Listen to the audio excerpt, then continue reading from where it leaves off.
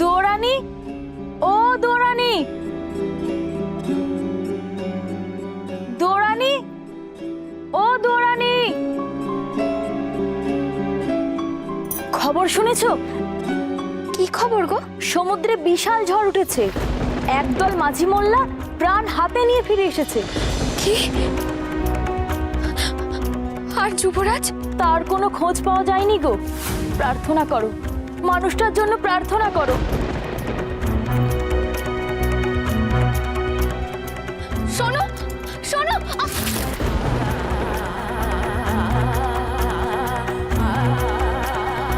সর্বনাশ!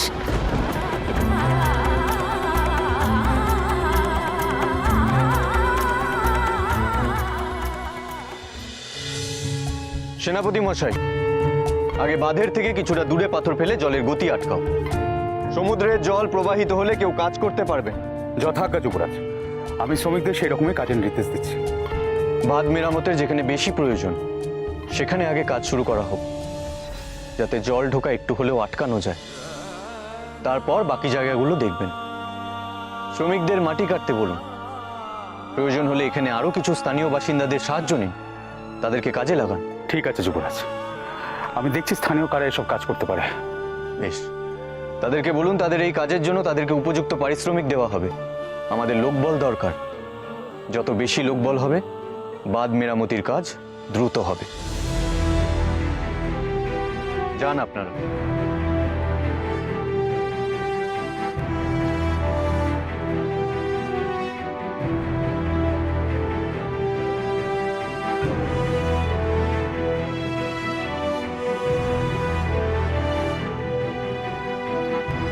প্রণাম যুবরাজ। বাঁধ মেরামতির কাজের কোথাও কোনো অসুবিধা হচ্ছে না তো? না যুবরাজ, আপনার কথা মতো স্থানীয় লোকজনদের জড়ো করায় আমাদের লোকবল প্রায় দ্বিগুণ হয়ে গেছে। এভাবে কাজ চললে কালকের মধ্যেই বাঁধ গড়ার কাজ সম্পূর্ণ হয়ে যাবে। আহ, এ তো অতি উত্তম সংবাদ। শ্রমিকদের বলো, কালকের মধ্যে যদি তারা বাঁধ গড়ার কাজ সম্পূর্ণ করতে পারে তাদের আমি পুরস্কৃত করব। আমি এক্ষুনি জানিয়ে দিচ্ছি যুবরাজ। আমি আপনার সম্মান রাখতে পেরেছি বাবা।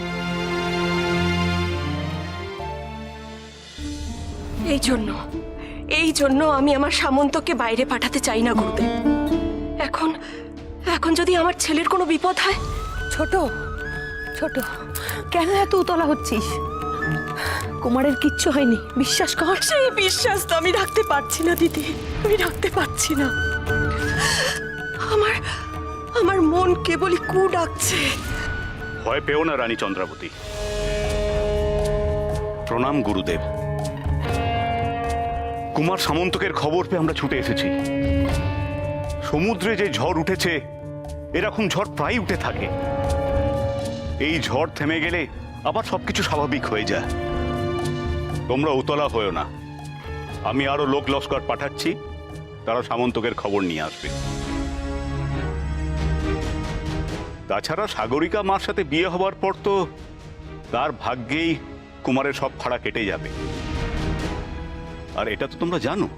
জানতাম তো অনেক কিছুই মহারাজ, কিন্তু আমাদের জানা অনুযায়ী সব ঘটনা কি ঘটছে?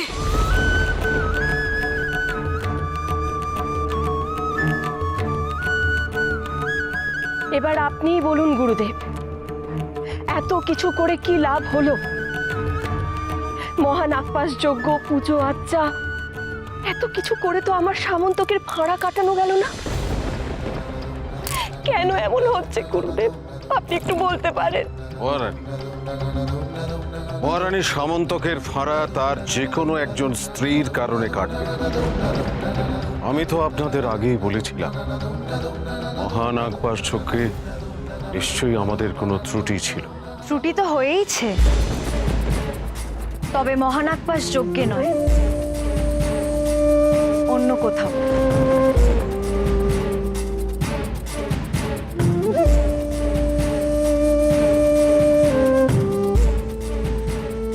এতদিন হয়ে গেল যুবরাজের সঙ্গে আমার বিয়ে হয়েছে, কোথায়? এতদিনেও তো কোনো বিপদের কথা শুনিনি। হ্যাঁ গুরুদেব, সত্যিই তো কোনো বিপদ ঘটেনি, কিন্তু যেদিন থেকে সুধার রাজবাড়ির কাছে থাকা শুরু করেছে সেই দিন থেকেই তো নতুন করে বিপদের খবর শুনতে পাচ্ছি। এবার আপনারাই বুঝে নিন কেন ঘটছে এসব। আপনারাই তো এই মেয়েকে ডেকে নিয়ে এসেছেন এখানে,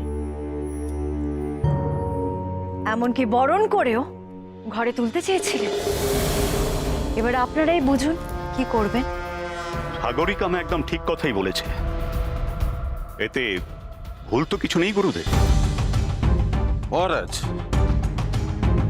ঠিক বা ভুল সেটা বোঝার জন্যেই আজ আমি কুলদেবতার পূজা করব। কতগুলো প্রশ্নের উত্তর আমি এখনো ঠিক মতো খুঁজে পাচ্ছি না।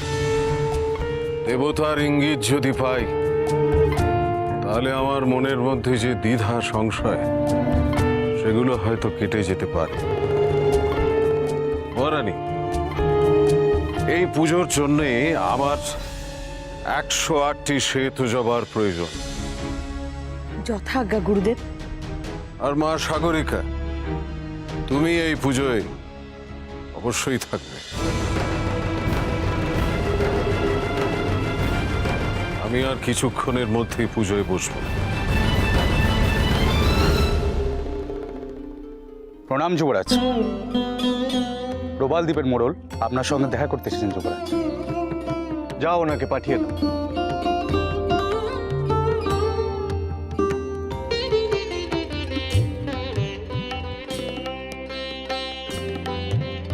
প্রণাম যুবরাজ।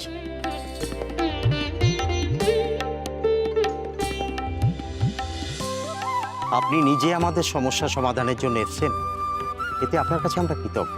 না না মোড়ল মশাই, সে কথা বলবেন না। নক্ষত্রগড়ে যুবরাজ হিসেবে এ তো আমার কর্তব্য। সত্যি মহারাজের যোগ্য উত্তরসূরি আপনি। কৃতজ্ঞতা স্বরূপ আপনার জন্য কিছু উপহার আমি এনেছি। দয়া করে এই উপহারগুলি যদি গ্রহণ করেন।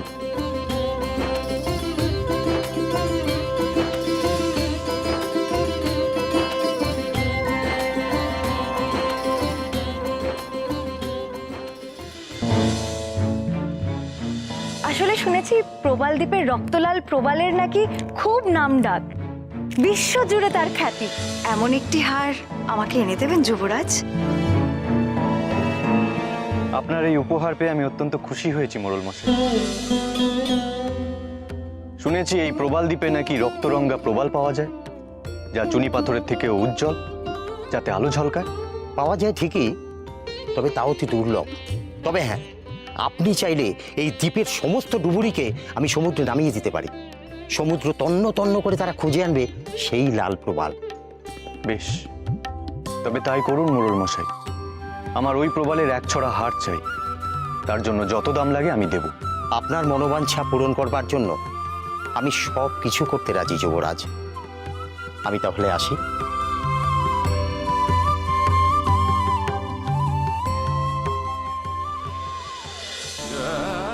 আমার মন বলে তুমি সুধার ক্ষতি চাও সাগরিকা, তবু তুমি আমার স্ত্রী, তোমার প্রতি আমার কিছু কর্তব্য আছে, আর আমি সেই কর্তব্য পালনে কোনো ত্রুটি রাখবো না সাগরিকা। ওম দীপশিখায় নমঃ।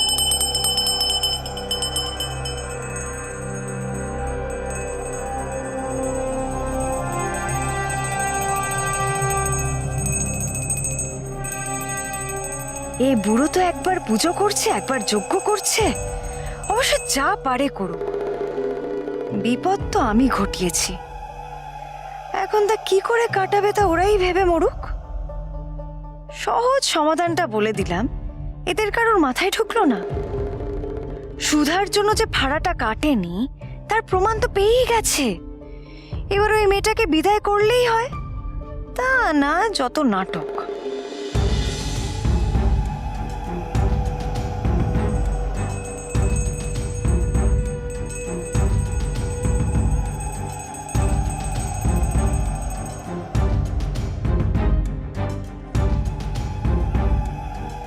মহারানী,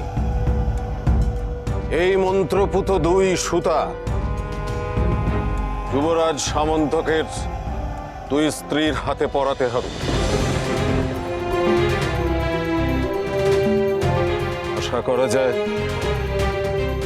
এতে সামন্তকের বিপদ কেটে যাবে।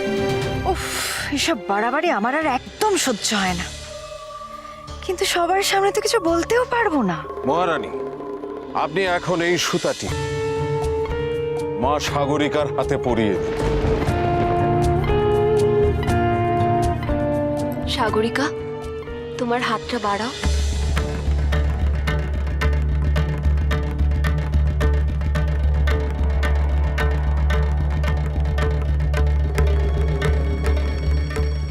শুধু সামন্তকের বিপদ রক্ষা করাই নয়,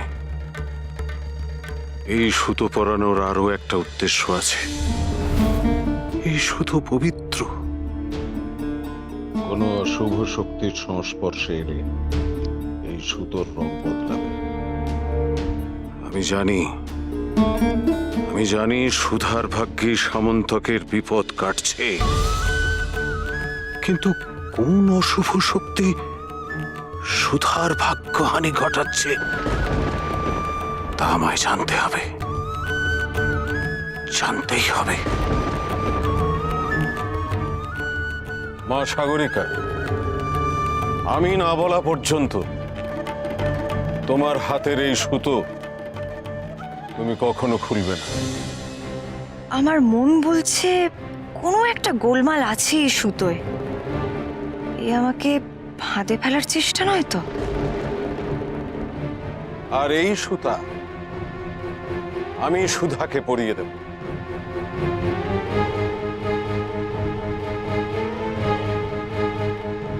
মহারাজ, আজ আমি আসব। দাঁড়ান গুরুদেব, আমিও যাব আপনার সঙ্গে। রানী মেঘমালা, মার্জনা করবেন মহারাজ। আমি সামন্তকে কথা দিয়েছি, যতদিন না সে ফিরবে ততদিন সুধার দেখাশোনার দায়িত্ব আমার। ছেলেকে দেওয়া এই কথাটুকু আমাকে রাখতেই হবে মহারাজ। চলুন গুরুদেব।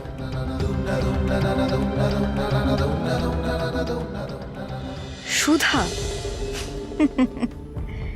সে তো পাহাড়ের নিচে মরে পড়ে আছে, তাকে সুতো পড়াবেন কি করে আপনারা? জয় যুবরাজ সামন্তকের জয়, জয় যুবরাজ সামন্তকের জয়, জয় নক্ষত্রগড়ের জয়, জয় নক্ষত্রগড়ের জয়। আপনারা সকলেই খুব ভালো কাজ করেছেন। আপনাদের প্রত্যেকের কাজে আমি অত্যন্ত খুশি হয়েছি। সেনাপতি মশাই, বলুন যুবরাজ। প্রত্যেক শ্রমিককে একটি করে স্বর্ণ মুদ্রা পুরস্কার স্বরূপ তাদের কাজের জন্য দেওয়া হোক। আর হ্যাঁ, আজ দিনে 2 প্রহরের মধ্যে আমাদেরকে রাজধানীর উদ্দেশ্যে রওনা হতে হবে। যথাজ্ঞা যুবরাজ। আপনি সবকিছু প্রস্তুত রাখুন। জয় যুবরাজ সামন্তকের জয়, জয় যুবরাজ সামন্তকের জয়, জয় যুবরাজ সামন্তকের জয়।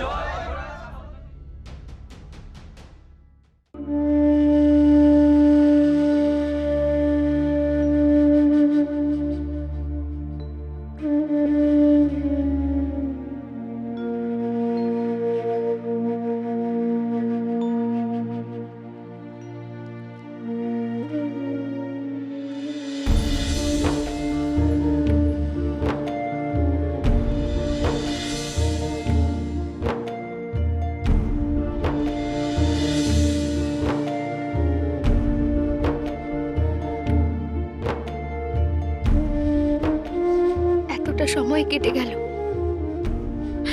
তবু যুবরাজের কোনো খবর পেলাম না।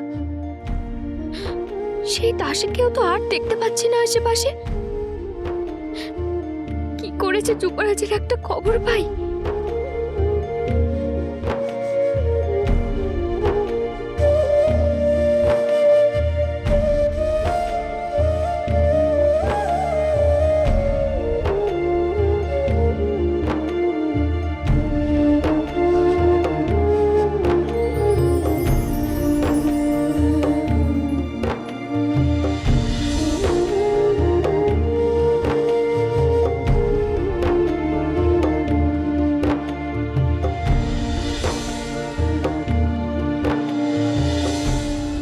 জন্য অযথা দেরি করবেন না। হ্যাঁ সুধা, যেতে তো আমাকে হবেই। আসছি সুধা। অপেক্ষা করো আমার। খোঁজে ফেরে মন সারাক্ষণ, চোখ রেখেছিল যার চোখে, যে মুখটি রয়ে গেছে মনে। সুধা, মহারানী,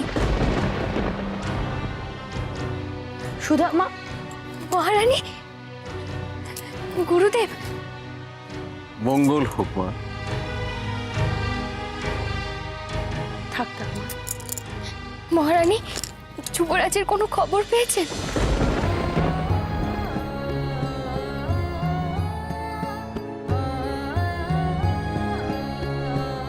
দোহাই আপনাদের, দয়া করে চুপ করে থাকবেন না, বলুন না, বল। গুরুদেব, যুবরাজের কোনো শান্ত হও মা। মনকে শক্ত কর। তবে যুবরাজের খবর আমরা এখনো পাইনি। তবে হ্যাঁ, মহারাজ যুবরাজের খবর আনার জন্য আরো অনেক লোক লস্করের ব্যবস্থা করছেন। যুবরাজের খবর পেলে আমাকে আপনারা একটিবার জানাবেন। ওনার বিপদের খবর পাওয়ার পরে থেকে আমার মনটা বড় অস্থির লাগছে। তাই বুঝি গত রাতে তোমার কুটির ফাঁকা ছিল? আপনি কি করে? সেটা বড় কথা নয়, কিন্তু কোথায় গিয়েছিলে তুমি?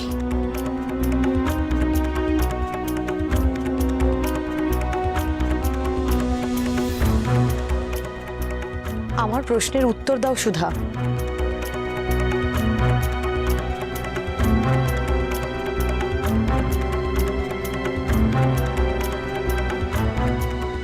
তিনমুড়ো পাহাড়, তিনমুড়ো পাহাড়।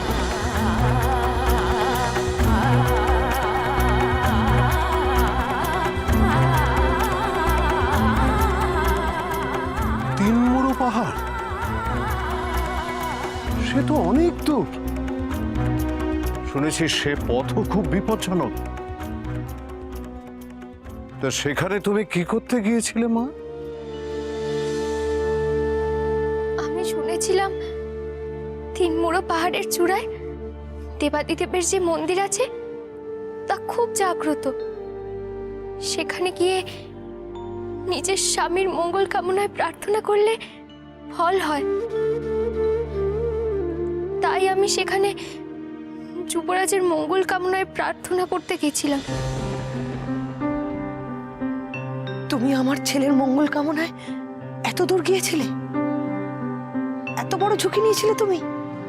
এছাড়া যে আমার কাছে অন্য কোনো উপায় ছিল না মা। মা সুধা,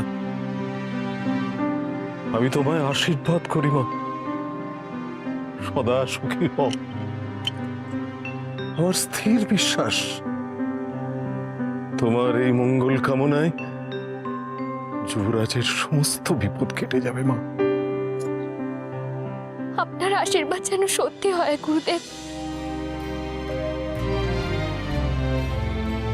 মা সুধা, মা তোমার বাম হাতটা একটু এগিয়ে দাও তো মা।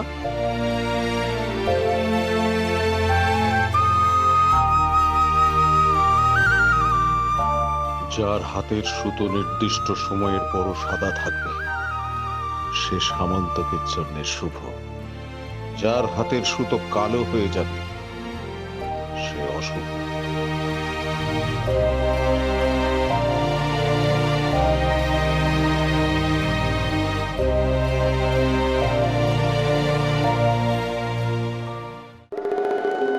এবারের লোকেদের সামন্তককে নিয়ে আধিক্যতা আমার আর সহ্য হচ্ছে না। সামন্তকের মঙ্গলের জন্য নাকি আমাকে এই সুতো হাতে পড়ে থাকতে হবে? কেন? কখনো না। সামন্তকের যা হওয়ার হোক, তাতে আমার কি? আমি এই সুতো এক্ষুনি আমার হাত থেকে টেনে ছিঁড়ে ফেলব।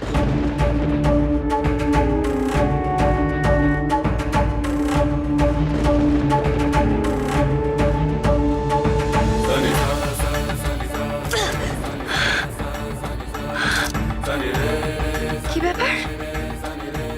সামান্য একটা সুতো ছিঁড়তে আমাকে এত কষ্ট করতে হচ্ছে। এই সুতো কেন বাঁধলেন গুরুদেব? আসলে আমি কিছু অমঙ্গলের ইঙ্গিত পাচ্ছি, তাই এই সুতো তোমার হাতে বেঁধে দিয়ে গেলাম। আমি না বলা পর্যন্ত এই সুতো তুমি তোমার হাত থেকে খুলবে না। আপনি কোনো চিন্তা করবেন না গুরুদেব, এই সুতো আমি কখনো খুলবো না। যুবরাজের বিপদ হবে এমন কোনো কাজ আমি করব না।